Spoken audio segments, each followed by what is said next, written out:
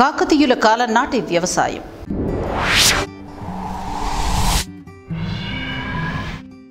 కాకతీయుల కాలం నాటి వ్యవసాయం ఎలా సాగేది? అసలు అప్పుడు నిర్మించిన పాకాల్ చెరువు విశిష్టత ఎటువంటిదో మనకు ఈ శీర్షిక చెప్తుంది.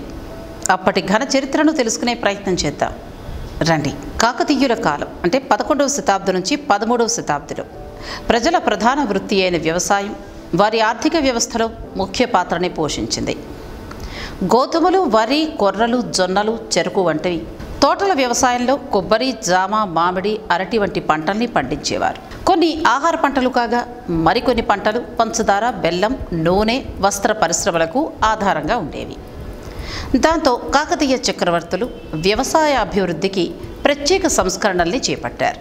సాగునీటి వనరుల పెంపు కోసం చెరువులు, భారీ సరస్సుల నిర్మాణం, సాగులో లేని కొత్త భూములలో వ్యవసాయం చేపట్టడానికి ప్రత్యేక చర్యలు వంటివి కూడా కాకతీయుల వ్యవసాయ విధానంలో కీలకంగానూ ఉండేవి.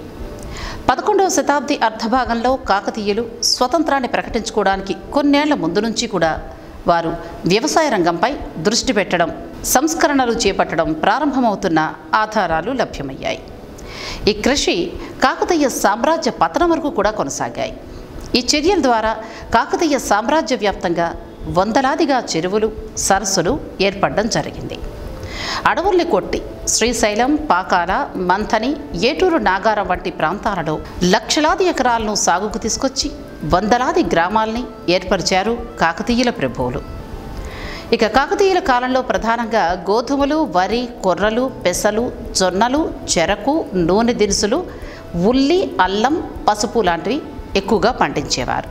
చెరువుల కింద అయితే కొబ్బరి, జామ, మామిడి, అరటి, ఆకుమడులు వంటి తోటలు ఉండేవి.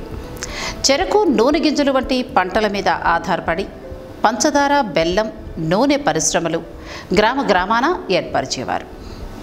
ప్రతి పంట వస్త్రాల నేతకు ఉపకరించేది. వర్షపు నీటిని సమర్థంగా వినియోగించుకోవడమే లక్ష్యంగా కాకతీయులు భారీ ఎత్తున నిర్మాణాల్ని సాగించారు. కాకతీయ చక్రవర్తులు సరస్సులు, చెరువులు, కాలువలు, బావులు అన్న 4 రకాల నిర్మాణాలను చేపట్టేవారు. వాటిలోనూ చెరువులు, సరస్సుల నిర్మాణాలు పెద్దెత్తున చేపట్టడం కూడా జరిగింది. సరస్సులు పెద్ద విస్తీర్ణంలో ఉండేవి. వీటికి పలు చెరువులతో అనుసంధానం ఉండేది. చెరువులు ప్రతి ఊళ్ళోనూ ఉండి వర్షపు నీరు ఒడిసి పట్టడానికి, సరస్సులు వంటి భారీ నీటి వనరులకు అనుసంధానించడానికి పనికొచ్చేవి. ఊరికి అనుబంధంగా ఆలయం, ఆలయానికి ఈశాన్యంలో చెరువు కట్టించేవారు.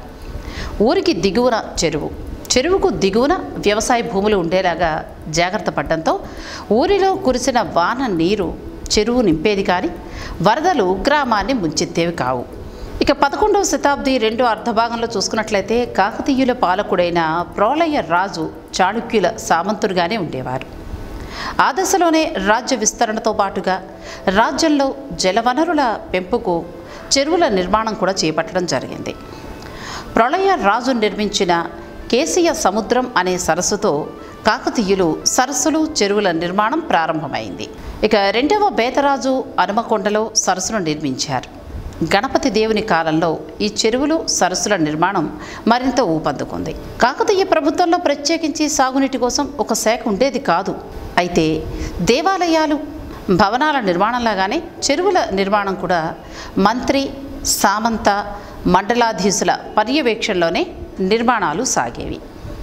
కాకతీయుల చక్రవర్తుల్ని సరస్సుల నిర్మాణం విషయంలో వారి సామంతులు, అధికారులు, రాజ్యంలోని సంపన్నులు, వ్యాపారులు కూడా అనుసరించారు. ధర్మశాస్త్రాలు తాటకాలను సప్త సంతానంలో ఒకటిగా పేర్కొనడంతో చెరువులు, సరస్సులు నిర్మించడం ధర్మకార్యంగా భావించారు ఆ రోజుల్లో. పాకాల చెరువుతో సహా పలు సరస్సులు, చెరువులు ఈ క్రమంలోనే ఊరి అంచున ప్రవహించే నదులు, వాగుల నుంచి కాలువలను తవ్వి భూములకు నీటిని మళ్లించి సేద్యాన్ని చేసేవారు. మూసీ నది నుంచి మూసేటి కాలువ, రావిపాటి కాలువ వ్యవసాయ దిగుబడి పెంచేందుకు, సాగు భూముల్ని విస్తరించడాన్ని వ్యవసాయ సంస్కరణల్లో మరో ప్రధానమైన విధానంగా స్వీకరించారు కాకతీయ ప్రభువులు. దీన్ని సాధించేందుకు సాగులో లేని బీడు భూముల్ని సైతం సాగులోకి తీసుకురావటం, అడవుల్ని కొట్టి కొత్త ప్రాంతాలలో వ్యవసాయం, జనావాసాలు ఏర్పాటు చేయడం అనే పద్ధతుల్ని అనుసరించారు. అడవులను కొట్టి అటవీ భూముల్ని సాగులోకి తీసుకురావడానికి గణపతి దేవుడు, రుద్రమదేవి, ప్రతాపరుద్రుల కాలంలో భారీ ఎత్తున ప్రయత్నాలు కూడా జరిగాయి.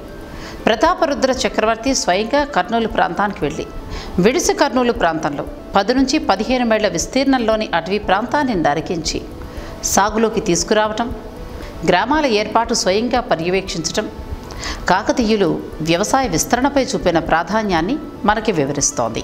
కాకతీయులు అడవులు కొట్టి చెన్నూరు, పాలంపేట, పాకాల, మంథని, ఏటూరు నాగారం, కొత్తగూడ, ఎల్లందు, బయ్యారం, అమరాబాద్, శ్రీశైలం ప్రాంతాల్లో లక్షలాది ఎకరాల భూమిని సాగులోకి తీసుకొచ్చారు. ఈ ప్రాంతంలోనే వందలాది గ్రామాలు ఏర్పడ్డాయి.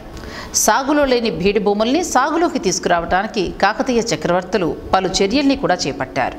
వ్యవసాయం సాగని బీడు భూముల్ని సాగులోకి తీసుకొచ్చిన వారికి వ్యవసాయ ఆదాయంపై పన్నుల రాయితీనిచ్చారు. గ్రామాలకు దూరంగా ఉండడంతో సాగులో లేని భూముల్ని బ్రాహ్మణులు, అధికారులు, ఆలయాలు తదితర వ్యవస్థలకు దానాలుగా ఇవ్వడంతో వాటిని సాగులోకి తీసుకొచ్చారు.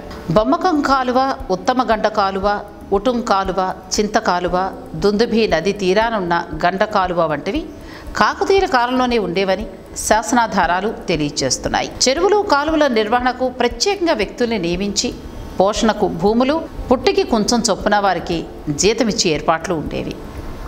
ఇక కాకతీయుల కాలంలో వ్యవసాయంపై వారి ప్రత్యేక దృష్టి ఏర్పడిన కారణంగానే చెరువులు, సరస్సులు, గ్రామాలు, వ్యవసాయ క్షేత్రాలు తరతరాలుగా తెలుగువారికి వారసత్వంగా ఉండిపోయాయి.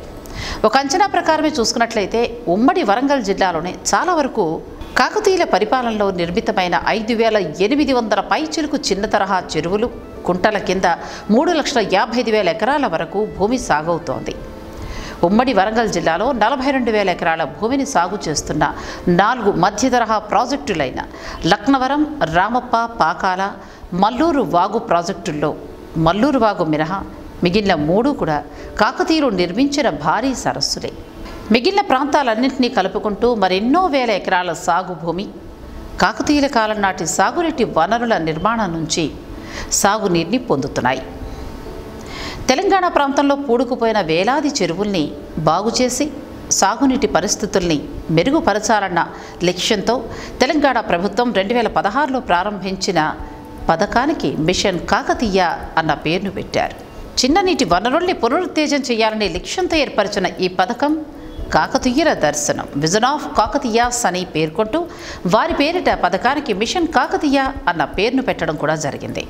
అలా ఆనాటి నుండి వైభవంగా సాగిన మన వరంగల్ చక్రవర్తుల ముందు చూపు అత్యంత శ్లాఘనీయం. వారి గురించే కాక రానున్న రోజుల్లో వచ్చే అవసరాల్ని కూడా తీర్చగలిగిన వీరి దూరదృష్టికి ఎన్ని వందనాలు పెట్టినా తక్కువే. రాజరికం అంటే 10 మందికి చేయాల్సిన సహాయమని మళ్లీ నిరూపించిన ఆ కాకతీయ చక్రవర్తులకు హృదయపూర్వక నమస్సుమాంజలు తెలుపుతోంది ఈ శీర్షిక. ఇలాంటి మరిన్ని విశేషాల కోసం మా ఛానల్ని సబ్స్క్రైబ్ చేయండి.